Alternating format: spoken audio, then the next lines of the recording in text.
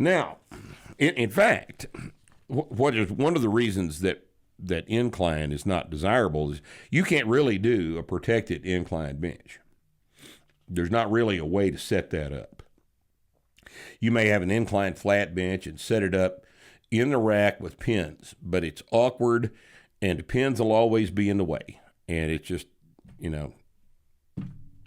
so just, make your plans accordingly. Okay, now, I recently read your article, Strength and Conditioning for Fencing, published in Strength and Conditioning Journal back in 2000. It's an excellent article that I think all fencers should read. I do too.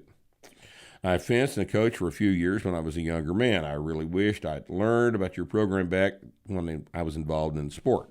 I'm ashamed to admit that so much of my cross-training was unfocused and silly nonsense, particularly the idea that running really long distances would somehow make me explosive. Well, that's why I wrote the article.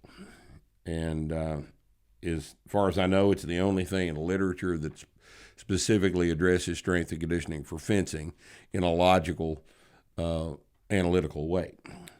Are you still involved in fencing? How did you get involved with the sport? What weapons have you trained with? So I no longer fence. No, I have had a couple of severe injuries to my right shoulder. I'm right-handed, and I can't fence anymore. I've got no external rotation strength left in my right shoulder, and there's just not any way to do it. Can't parry, all right? I competed in épée at a meet one time. I've fenced with all the weapons, and just loved it. But my problem here in Wichita Falls is there was no one to coach me. Worked with a woman that was stationed here for a while.